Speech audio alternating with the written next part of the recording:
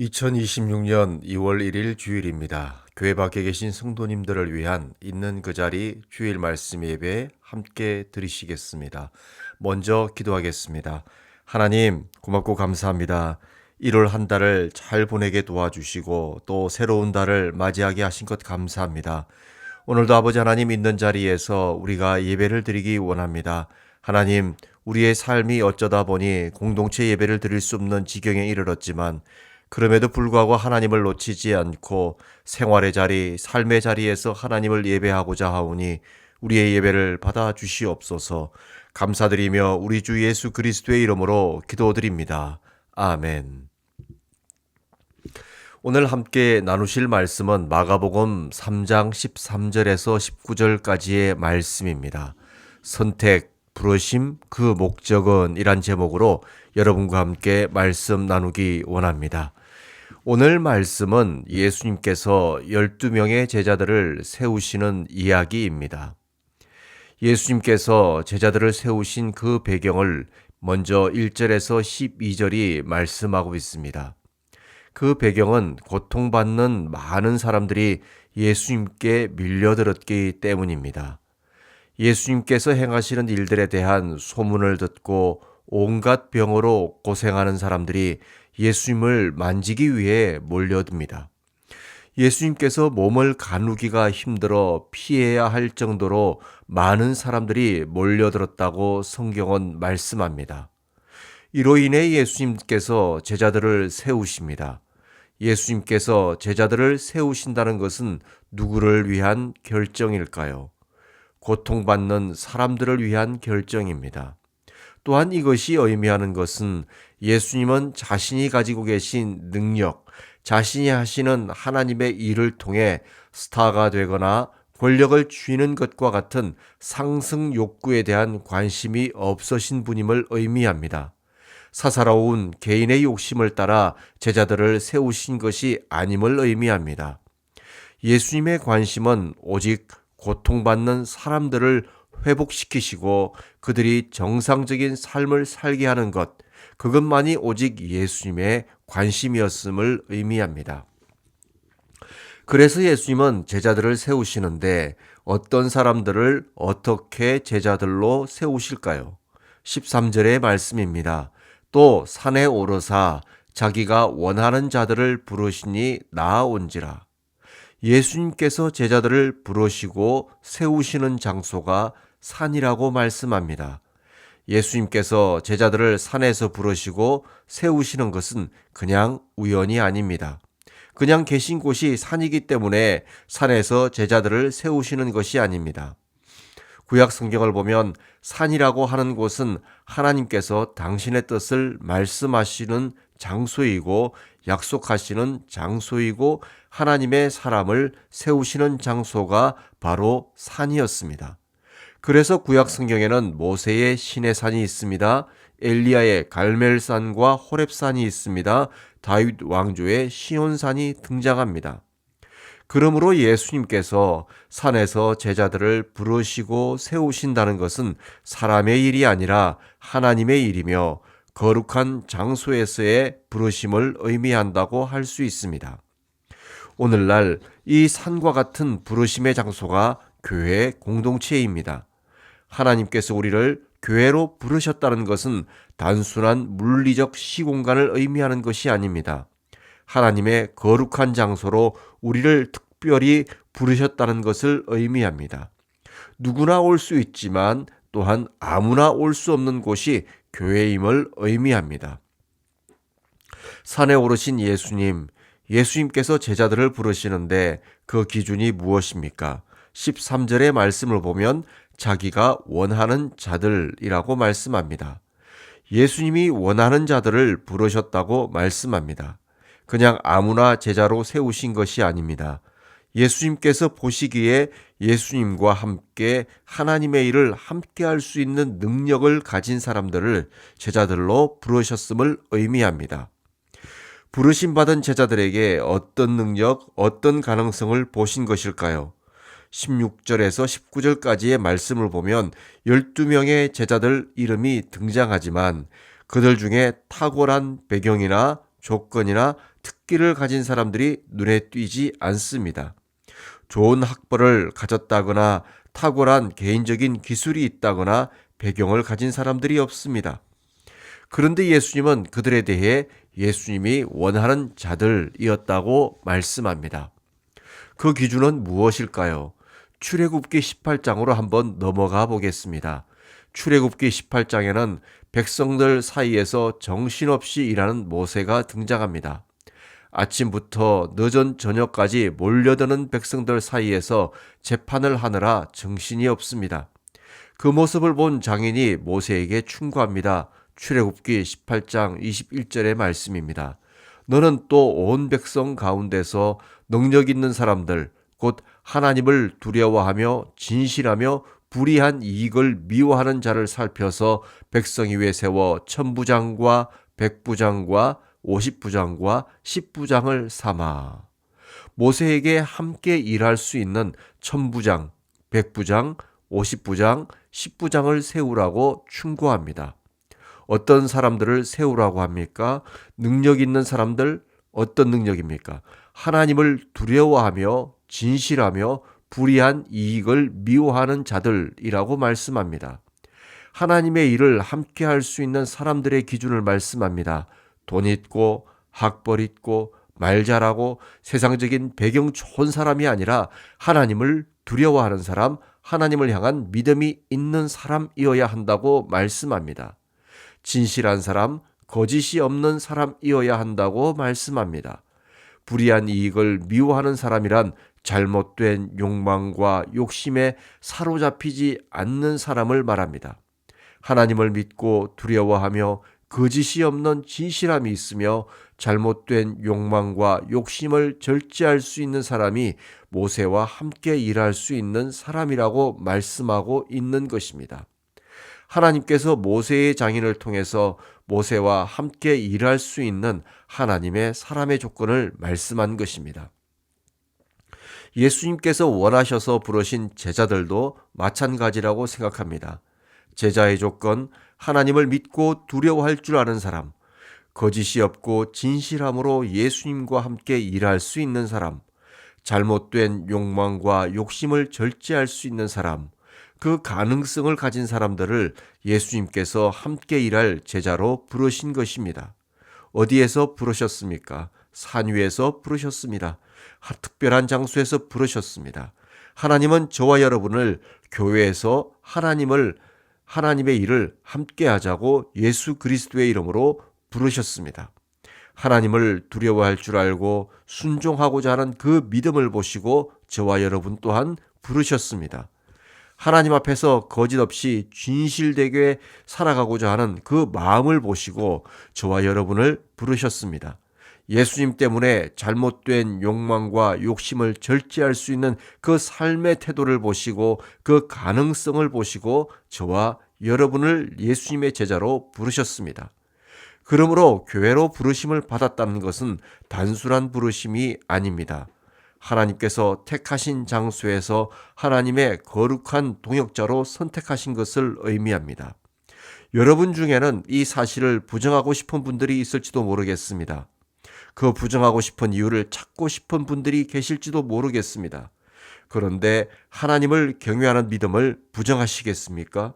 나의 삶은 진실하지 못하기 때문에 안 된다고 부정하시겠습니까? 잘못된 욕망과 욕심을 절제할 수 있는 믿음이 없다고 부정하시겠습니까? 만약 이러한 능력이 없어 부정하신다면 그것은 결코 겸손이 아닙니다. 죄송하지만 하나님에 대한 불신앙입니다. 오늘 예수님은 제자들을 12명 선택하셨습니다. 왜 12명일까요? 이스라엘이 12지파였습니다. 12지파가 하나님 선택하신 하나님 백성들이었습니다. 그러므로 12명을 선택하셨다는 것은 모든 믿는 자들을 선택하시고 부르셨음을 의미합니다. 이것은 곧 모든 그리스도인은 단 한 사람도 예외 없이 교회 공동체를 통해 예수 그리스도의 제자로 하나님의 동역자로 선택하시고 부르셨음을 의미합니다. 그러므로 저와 여러분은 어떤 핑계를 댈 수가 없습니다. 우리는 부르심받은 예수 그리스도의 제자들임이 분명합니다. 그렇다면 우리를 부르신 목적이 무엇일까요? 14절, 15절의 말씀입니다. 이에 12를 세우셨으니 이는 자기와 함께 있게 하시고 또 보내사 전도도 하며 귀신을 내쫓는 권능도 가지게 하려 하심이르라. 모든 그리스도인들을 세우신 목적이 무엇이라고 말씀합니까? 자기와 함께 있게 하시고 라고 가장 먼저 말씀하십니다. 가장 중요한 1차적인 목적이 예수 그리스도와 함께 있는 것이라고 말씀합니다. 우리 신앙생활의 가장 중요한 목적입니다. 하나님께서 예수 그리스도를 통해 우리를 부르시고 세우신 가장 중요한 목적이 예수님과 함께 있는 것이라고 말씀합니다. 예수 그리스도와 함께 있는 것, 그 자체가 가장 먼저 해야 할 하나님의 일이라고 말씀하고 있는 것입니다. 우리가 예배를 놓치지 말아야 하고 기도를 놓치지 말아야 하고 말씀을 가까이 해야 하는 이유가 바로 이것입니다. 예수님과 함께하는 가장 중요하면서도 기본적인 일이 바로 예배, 기도, 말씀이고 생활신앙이기 때문입니다. 예수님과 함께 있는 삶을 바탕으로 예수님은 제자들에게 전도도 하고 귀신을 내쫓는 권능을 가지고 사역을 감당하게 하실 것이라고 말씀합니다. 전도란 무엇입니까? 몇 주 전에 나누었던 것처럼 전도는 교회 영업이 아닙니다. 전도는 돌보고 섬기는 것입니다. 귀신을 내쫓는다는 것은 무엇입니까? 하나님의 능력을 증거하는 것은 맞지만 그 목적은, 그 궁극적인 목적은 비정상적인 것을 정상적인 것으로 되돌려 놓는 일이 바로 하나님의 능력을 증거하는 일입니다. 이 일에 먼저 모범을 보여준 사람이 바로 모세입니다. 다시 출애굽기 18장을 살펴봅니다. 출애굽기 18장에서 모세가 하는 일이 무엇이었습니까? 백성들 사이에서 재판을 하는 일이었다고 성경은 말씀하고 있습니다. 우리말로 번역된 이 재판이라는 단어는 단순히 법률적인 옳고 틀림을 판정하는 그런 단어가 아닙니다. 출애굽기 18장에서 사용하는 이 단어의 문맥적인 뜻은 하나님의 말씀을 가지고 질서를 바로잡는 것을 의미합니다. 공동체를 정상적인 상태로 회복시키는 것을 의미합니다. 그러므로 백성들 사이에서 모세가 재판을 하였다는 것은 사람과 사람 사이에서 일어난 분쟁 때문에 무너진 관계와 질서를 정상적인 관계로 되돌리는 행위를 의미합니다. 관계가, 공동체가 다시 제대로 굴러갈 수 있도록 정상적으로 회복시키는 것을 의미합니다. 그러므로 재판이라는 단어는 판단의 의미가 아니라 하나님의 말씀을 하나님의 말씀으로 삶의 방법을 가르치는 교육을 의미하는 단어라고 볼 수 있습니다. 관계 회복이 목표이고 하나님의 말씀을 따라 질서 있게 사는 법을 가르쳐 배우게 하는 것이고 하나님의 질서를 기준으로 공동체를 하나님의 공동체일 수 있도록 만드는 행위가 바로 재판이었던 것입니다. 이 일을 모세가 했고 천부장, 백부장, 50부장, 10부장이 나누어서 함께 행한 것입니다. 예수 그리스도께서 제자들을 선택하시고 부르신 목적도 마찬가지입니다. 당신과 함께 있게 하시면서 하나님의 말씀으로 내 인생의 무너진 질서를 바로잡자는 것입니다. 그리고 무너진 공동체를 정상으로 회복시키자는 것입니다. 무너지고 어긋난 사람과 사람의 관계를 다시 바로잡고 회복시키자는 것입니다. 이 일을 모든 그리스도인들이 해야 할 일이라고 말씀합니다. 우리를 교회 공동체를 통해 선택하시고 부르신 목적이라고 말씀합니다. 그렇기 때문에 저와 여러분, 우리 모두는 이 부르심을 따라 사명을 감당해야 할 책임과 의무가 있습니다. 앞서 살펴본 것처럼 하나님의 일은 인간적인 능력으로 하는 것이 아니고 믿음과 진실함으로, 그리고 세상 욕심과 욕망을 절제하는 믿음으로 감당하는 것입니다.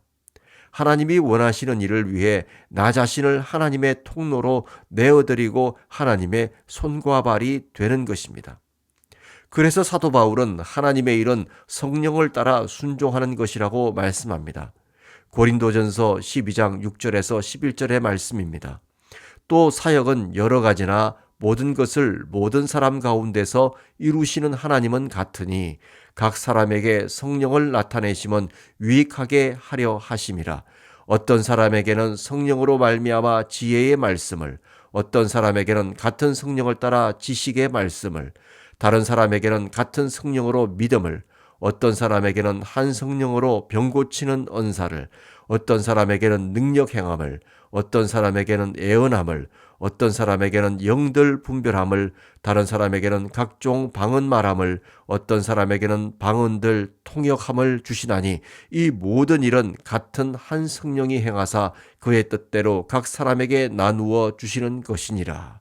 아멘. 말씀의 핵심은 무엇입니까? 하나님의 일은 함께하는 것인데 성령의 인도하심을 따라 하나님께서 원하시는 것을 우리가 행하는 것이라고 말씀합니다. 다시 말해 내가 하고 싶은 것을 하는 것이 아니라 성령의 인도하심을 따라 나에게 주어진 은사를 가지고 충성하는 것이라고 말씀합니다.